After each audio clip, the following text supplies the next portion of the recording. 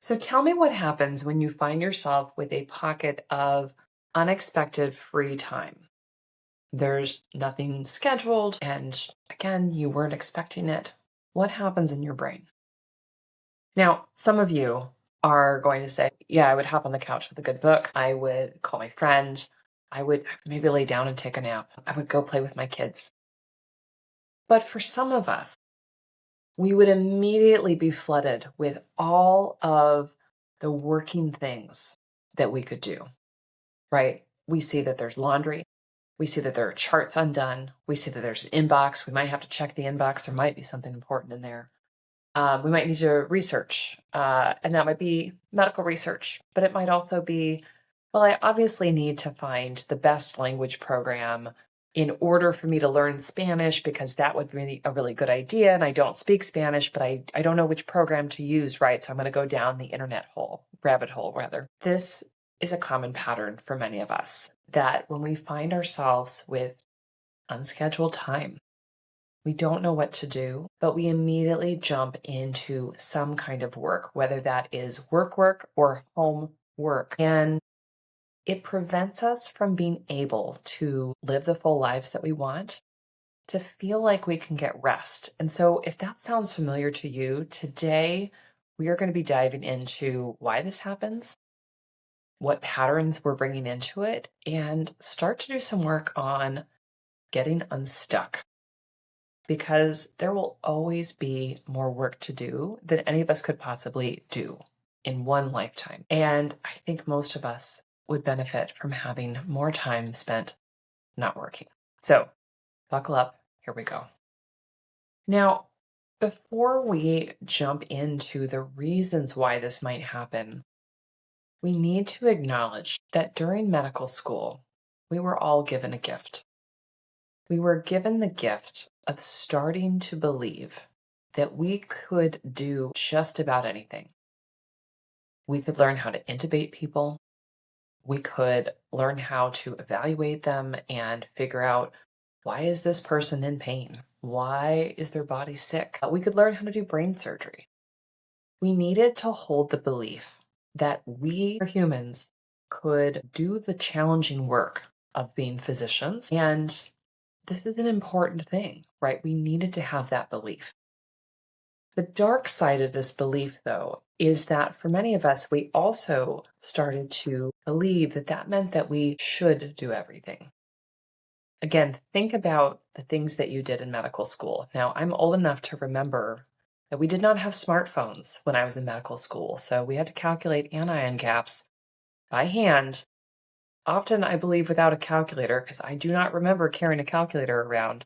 And a lot of things like that. We also did plenty of scut work that was not at all related to the practice of medicine, but might have been important to the clinic or the hospital.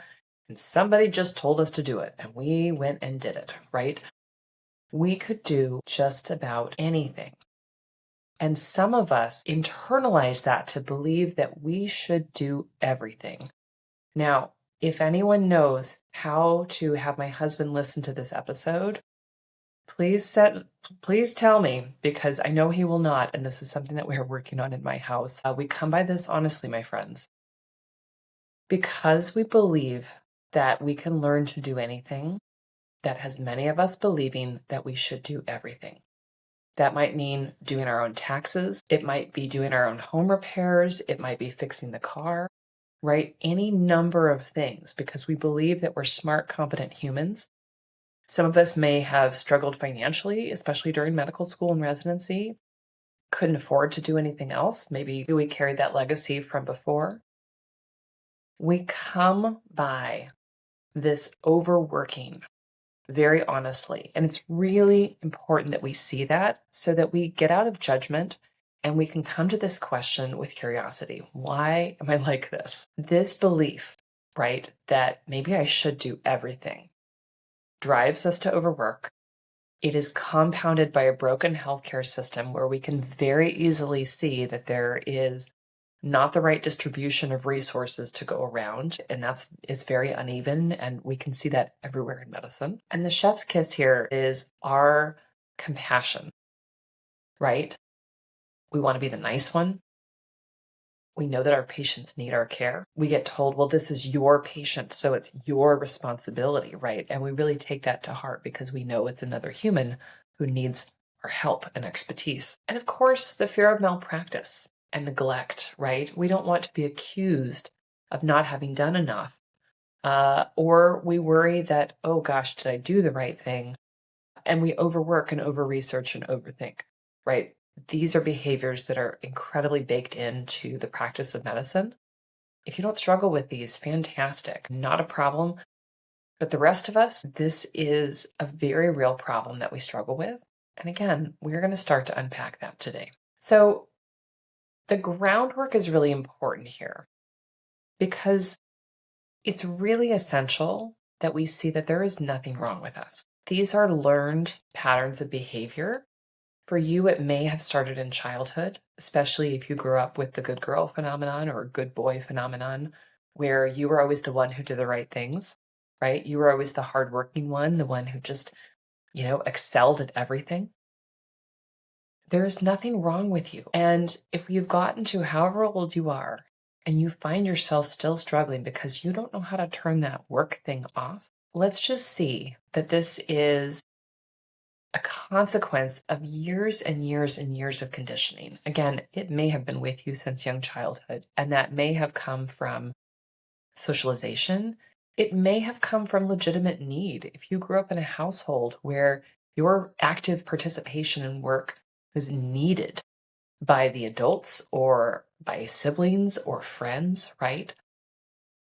But I will tell you again that at the very least, this was reinforced in us during medical school, probably at least sometime before. And this pattern of overworking is deeply entrenched. When physicians come to me and, we're working on this in coaching sessions, people will just see like, no, this is just who I am. This is just me. But we think of this as a personality trait. It's not a simple personality trait. It's also years and years of culturalization.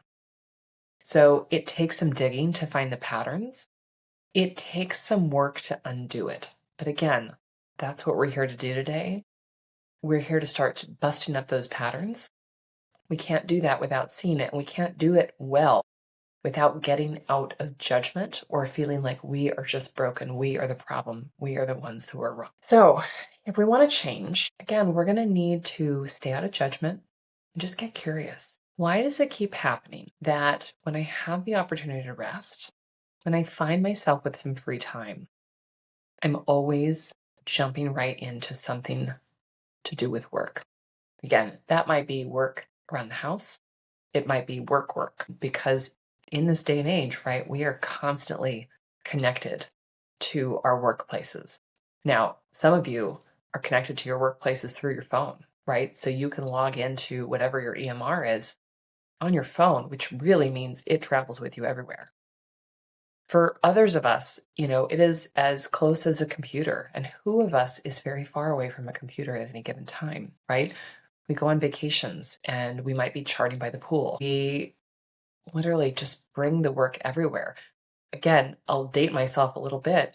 I grew up with pagers. We had pagers that we had to contact. It was really cool if you had an alphanumeric pager so you could actually send a message and just send instead of sending a number. But today, we don't carry pagers for the most part. You might carry a pager because people don't answer their phones, but your phone is the constant ping, right? That there's work to be done. And again, that might be work at home, but it might also be work at work that is constantly connecting to you.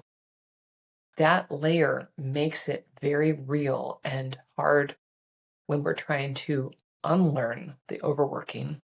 But we also need to look at the patterns of thought that we have, the ways that we feel and how that's driving us to overwork. And again, figure out what is it in my habits? What about my patterns can I start to see so that I can start to get out of this mode where I constantly feel on edge, constantly feel like I need to use up all of my free time working, because we are not meant to live that way. You definitely needed to go through periods of time where you had intense workloads. Again, medical school and residency and fellowship if you did it. When you are a parent and you have a very young newborn infant child, right? That is a period of intense work. When you have a puppy, right? Similarly, there's a lot of work that goes into that. We are not meant to stay in that constantly. It is important that we have both rest in our day to day and during the week, but also seasons of rest, times when we have lower responsibility, right? That is part of the balance. It is necessary for our health and happiness as humans. So, today we're going to talk about three very specific patterns that I see at play here. There are certainly more than what we're going to talk about today, but these are three really common ones and ones that we can start to do some work on just by listening to the podcast. So, as I talk through these patterns, I want you to tune in and I want you to say, is that me? Is that something that I struggle with? Because we're probably going to uncover something, at least one thing that you find yourself doing. And let's think about if we can let that go. So, number one is that thought, I should be able to do it all. I should be able to do it all. Now, many of us are carrying around this thought. And again, it comes from a very legitimate place. You were told you should be able to do it all, explicitly and implicitly. And we can all look around at examples of mentors, attendings, right? People who did seem to do it all. Do we want their lives? Maybe. Did they really do it all? Don't know, right? There are layers to this that we can't see. And of course, we don't know how they felt inside. All we saw was from the outside. And you, my friends, are probably putting out a side that looks like she or he has got it all together, like there's no struggle, because we are taught to stay calm. We are taught to be unemotional. Because of that, it is very easy for people to think that you're not struggling when you are. So if we are looking like we are, all in control, we've got it all together, we have it all figured out, we're carrying this thought of, I should be able to do it all, it is not a healthy way to be. The way that we can start here is we are going to engage with common humanity. And the first thing I want you to do is to dump out the list of all of the things that you think you should be able to do. That includes the actual workload that you have, including seeing the patients, coming up with a diagnosis or next steps, writing a note, keeping up on results, connecting with your team, connecting with other physicians and providers, kind of in your network and on your team, being able to show up as a leader in the space that you are, because we as the physicians are the leaders in some respect. Even if we don't have actual command of the people, we're seen as the ones in charge and we set the tone. Let's keep going, right? What else is on your plate? There are other responsibilities that you have clinically. There might be other responsibilities that you have in teaching or administration that are part of your role. There may be things that you are asked to do that you never get to. And then there's also all of the work that goes into staying up to date with CME, staying up to date with your licensure and, malpractice and whatever, all those little administrative things that are pertinent to you, but not necessarily your employer or your workplace. They do matter, right? Obviously, if your license lapses, but your workplace probably doesn't take care of your license renewal for you. They probably remind you, sometimes unkindly, and we could go into all sorts of ridiculous stories about that. But just to say you are the one who actually has to do it, right? So the business of you also is a chunk of work that needs to be maintained and done. And then what else in your life, right? What else in your home and family life? What other responsibilities do you have? Are you a partner, a spouse? Are you, the child of elderly parents or other adults in your life, right, that need support? Do you have human babies or fur babies? Do you have a home that you have to maintain? Do you have friendships that you need to maintain? Do you have other responsibilities, right? Sometimes people have a side hustle that they're doing, clinically or otherwise. What are all of the things? And then what else are you layering on there, telling yourself that you should do? Are you telling yourself that you should be keeping up with your own lawn care? Are you telling yourself that you should learn how to speak Spanish because that would really be helpful? Right? Many of us are piling on additional responsibilities. We have to let that all dump out. Thankfully, you don't even have to pull out pen and paper, my friends, because you have your phone and you could literally just brain dump into your phone, into your notes app, into ChatGPT, into wherever you like, and see what is this whole list? And then ask yourself, if my friend came to me and they showed me this list and said, I can't figure out why I can't get all of this stuff done, what would you say to them? This is important because we have to both dump it all out, right, to see the magnitude of the things that we are probably trying to do because we think I should be able to do it all.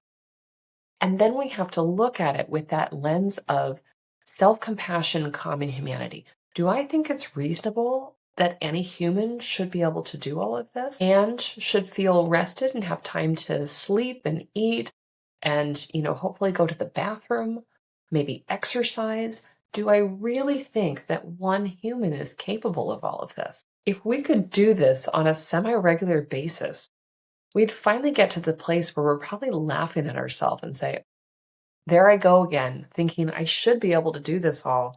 No one human can do all of this, right? It's not reasonable. And there is a sneaky dark side, right, to all the tech that we use too, because the tech has enabled us all to do so much more, to do it, to have it with us all of the time, that again, a lot of us have taken on additional responsibility because we think, but yeah, I can go on YouTube, right? And I can figure this out. I can type into ChatGPT and it will tell me exactly what to do. That doesn't mean that you should be doing your own taxes, right? But because we can get that information, right? And we can read and we can absorb, it has many of us thinking, it's just reinforcing that thought, right? I should be able to do it all. If we look at the list, right? And we ask ourselves the question, if my friend came to me and shared this list with me, would I say, yep, you should be able to do that all? We can start to see that, nope, that was ridiculous. And when our brain feeds us that, I should be able to do it all, right? I've got a pocket of unscheduled time. Maybe I want to think about doing something fun, but my brain immediately tells me again that I should be learning Spanish. I should be, taking care of the lawn. I should call my mother, whatever those things are, right? I should. I can hop in there with a sentence and I can say, I feel like I should do some work because I'm very well trained at doing all of the things. But it actually isn't reasonable. It actually isn't true that I need to be doing all of these things, right? It isn't true. It isn't reasonable. It isn't important to me. I can guarantee you that if you sat down and looked at the list, you would find that some of the things that your brain is telling you that you should do aren't that important to you. They might be important, and some of those things are things that need to be done. Do they need to be done by you? And are they more important than other things that actually are important to you or just flat out important? Right? We'll have to look at the list a little bit in that lens as well. So when our brains tell us, I feel like I should be able to do it all, this is the way that we can start to counteract that message. I feel like I should be able to do it all, but actually, it's not true. It's not actually reasonable for me to do all of this myself. All right, let's talk about a different pattern, and that is the achievement itch. Now, this also is something that is very learned, right? We can think about, books with titles like, I don't know how she does it all, right? This idea that we're supposed to be doing it all. We love earning gold stars, right? When you are someone who is well known for getting a lot of stuff done, for doing a lot of stuff well, to the person who was maybe the valedictorian in high school, who also was the captain of the volleyball team and opened a clinic in Guatemala, right? And still got straight A's, right? All of the things. We have derived an incredible amount of dopamine over the years from being the one who was great, right? Being the one who was great, easy, the smartest, the most accomplished. That is a very real pattern that many of us have lived in. And until we see that we are over reliant on getting our dopamine from achievements, we will keep doing it, especially as all the responsibilities continue to mount and people are looking up to us, people are respecting us, they want to know what we are thinking about, they want to know what we advise, right? The list of responsibilities becomes so enormous that no one of us could manage it all. But because we feel good helping other people, being thought of as the dependable one, being thought of as, the person who is a really great problem solver. We want to help people, right? We will continue to seek dopamine only by achieving things. And that doesn't leave us with enough room to enjoy our lives as humans in other ways. It doesn't allow us to receive help from other people or to enjoy things that are not work related or, again, task related, things that you can check off your box and get that hit of dopamine about at home. We need to come up with other ways to take care of ourselves, other ways to find enjoyment. Again, we're going to bring compassion in here because we can see that we want to feel good. Again, imagine this scenario where we've got a little bit of unscheduled time. Maybe we would like to go out for a walk. Maybe we would like to cuddle a pet. Maybe we would like to take a nap, but our brain is just like, nope, nope, nope. We need to do something to feel good. We obviously have to do a task to get there. Let us pause and recognize what is going on. Recognize that our brain is just hungry for something that feels good, and traditionally it feels good to accomplish something. When we're working on this pattern, we're going to have to sit in the discomfort of choosing not to do the thing to get the hit of dopamine, even though the thing that we're trying to do is probably a good thing to do, right? Learning Spanish to try and help your patients who speak Spanish is a lovely thing to do. It may be important, and you may not have the time and energy to do it. And right now, we're looking at a small pocket of time. Can we sit in the discomfort of recognizing that there are many good things that we could do, but we are trying to learn the habit of being able to relax, trying to learn the habit of being able to disengage and disconnect and feel more rested or more playful or more connected to someone or something else. And in so doing, we're going to need to sit in the discomfort of knowing that we're not being productive for just even a little bit of time. This is a really major one for many people because we hit that pocket of discomfort and we think we've done something wrong, right? There isn't something wrong when you decide to take a nap instead of, again, start using this half hour that you found to try and learn Spanish, right? Taking a nap and feeling rested and just really enjoying how that feels as a human is enough. And the discomfort of deciding that, yep, I'm not going to jump into that project of trying to learn Spanish is okay. But again, it might feel uncomfortable because you are being unproductive. We will not magically get out of this habit or thought of feeling uncomfortable with not being productive until we practice it. And we see that, oh, it's okay to feel good. It's okay to take care of myself. It's okay to know that I could do working things here, but I'm going to choose not to because I'm trying to be this person who takes care of myself in a different way, who tries to feel more rested, who tries to be more connected to her family, who just wants to spend more time being human and less time feeling like a physician, like a robot, like the person who's just always go, go, go. It takes some work to get there. And part of the work is allowing the discomfort. So when you notice the thought, I should be doing X, Y, or Z thing, can you just allow that thought to be there? Can you just remind yourself that you're learning something new and just see how that feels? It's okay for it to feel uncomfortable. There's a reason why it does, right? You're not used to it. So another place that I see this, and it's going to sound like very connected to what we've already talked about, and yet it's a different component.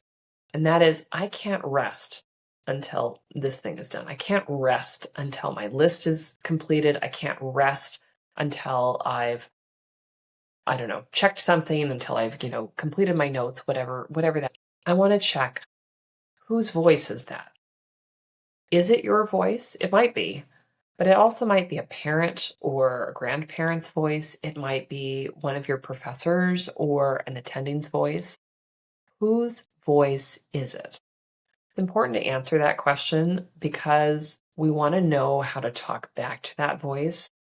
Again, with kindness, compassion, we want to ask, who's saying that I can't rest until these things are done? And is that something that I choose to believe? Let's say you get home from work.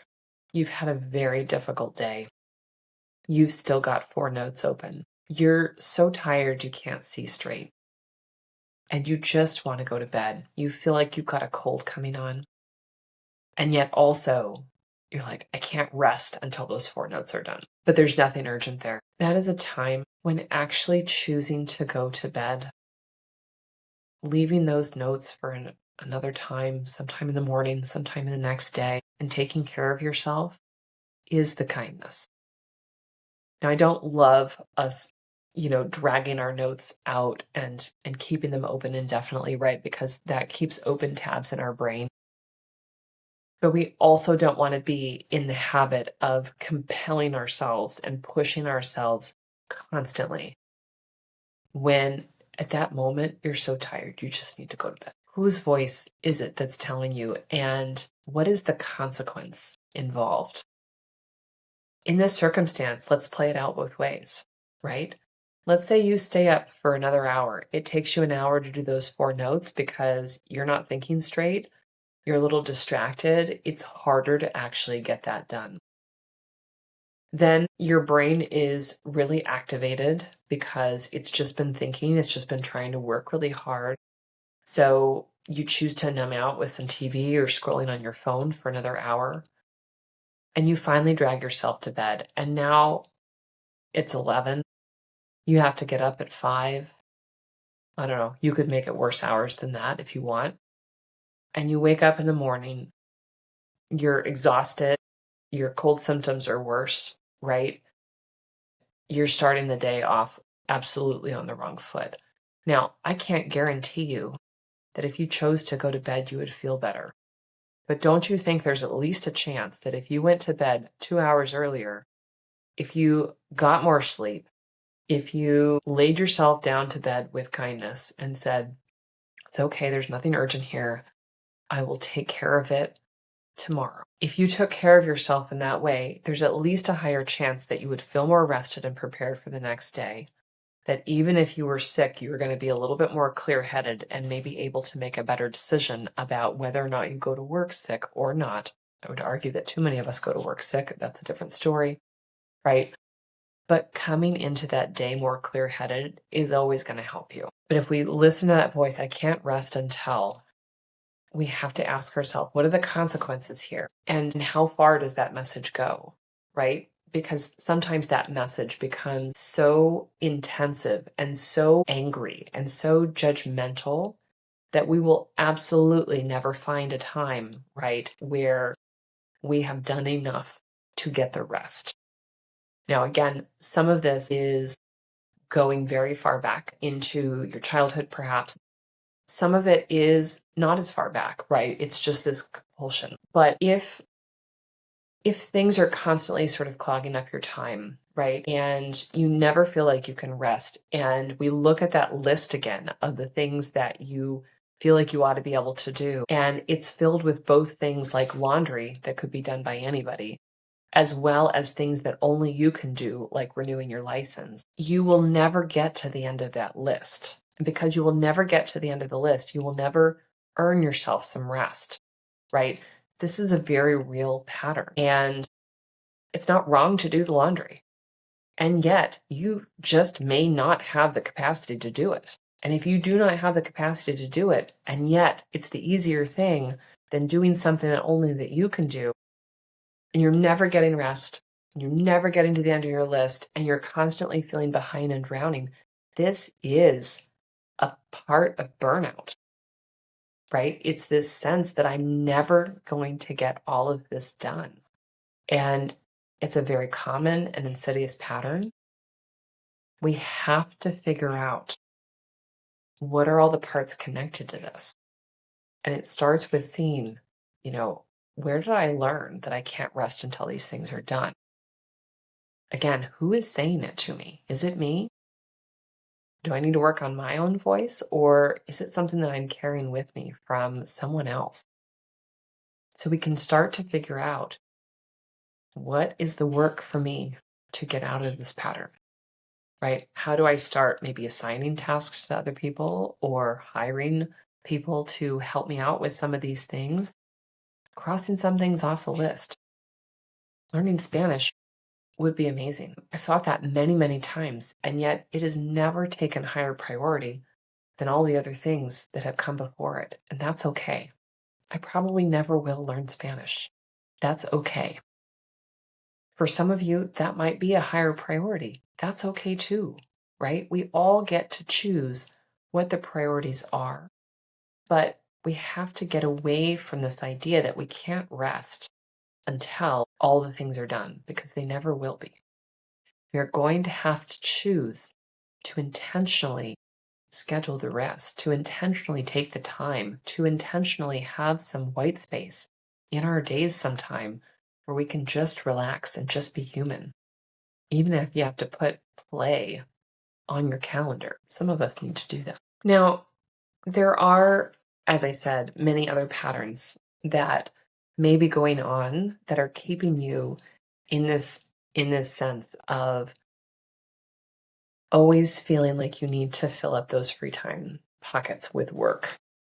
And I'm going to go through some of them, but I want to acknowledge here that some of these ones are a lot stickier. Again, I think they're common, and I think that they deserve professional attention. They deserve you getting the help of other humans who have professional expertise in helping people to unpack them. Why do I say that? Again, because many of us think we should be able to solve these problems ourselves.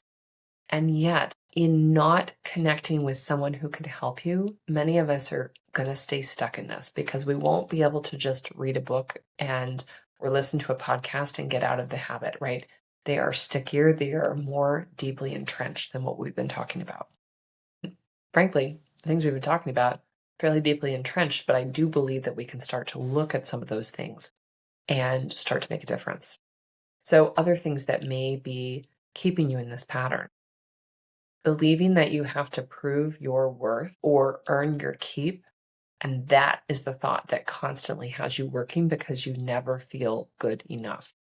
Now, some of that runs deeper for some of us than others of us, but it is often an area where professional help to help unravel that thought pattern and help to have some healing is really important.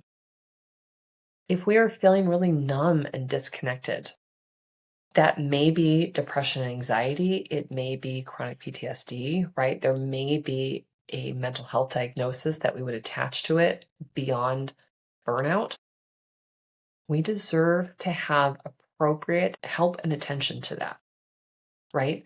So if you feel yourself being that way, please reach out and connect with someone who can help you. There is nothing wrong with you if you need that help. And I would argue that so many of us do, and we do not engage and get the help that we deserve and support. But you need it and you deserve it. We might feel that no one else can ever do it right, right? There might be a really, really sticky piece of perfectionism in there that is just too deep to unravel on our own. Again, we may need some professional help there. We might be avoiding really intense emotional pain or a really difficult relationship. And again, we may need to connect with a coach or a therapist or a couples therapist or someone to really help us get into it. These are, again, common patterns that we can see, and they deserve help and support.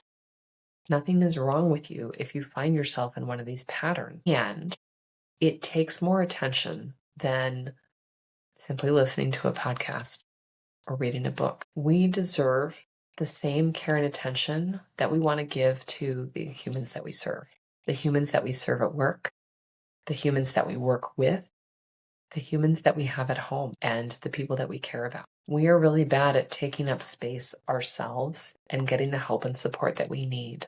But it is part of what we need to do as humans. It is part of how we are going to stay engaged in the challenging work that we do, is getting the help and support of other humans, whether that's professional help, whether that is getting more help in your home environment to get work done that does not need to be done by you. It might be getting your kids to help with chores or your spouse. It might be hiring help. It's also about delegating at work, figuring out what could I be asking other people to help me out with. I can guarantee you, especially if you're a woman in medicine, that you've been socialized not to ask for help, and you might be really bad at delegating because of it. We need to break out of that habit, and we won't all have the luxury of having control over whose time we can be taking more of. But some of us have the opportunity to get at least a little bit more support, and we are really bad at using it because we are not well versed in having that help and support or not being able to trust it. Wow, this time has gone faster than I thought it would, and yet this is a long episode. I encourage you to sit down with it again, go back through it, write down some of the lists, write down some of the ideas that came to you as you sat and listened. Again, these are common patterns that we get stuck in as women physicians, and it's going to take some thinking about in order to get out of it. But because I know that we want more time for leisure, that we want more time for ourselves, that we want more time for sleep and self-care, it's really important that we figure out all the parts that are getting in the way. It's not simply that we work intensive jobs. It's also that we are trained to believe that we should be doing everything on our own, that we get dopamine hits from being the good one, from achieving things, and we may feel like we can't rest until all the things are done, and yet there's too many things for us to do. Until we start to unpack some of that, I think we'll keep doing what we're doing now and unfortunately not getting to really live our lives. So this is part of the work that is in front of us, and it's good work to do. My friends, thank you so much for your attention today. Again, I know this is a long one, but there's some important things here. Please reach out to me if you have questions or if you're interested in coaching with me. You can find me at my website, which is www.healthierforgood.com, or email me, Megan, MEGAN, at healthierforgood.com. I'd love to hear from you. Until next time, take care.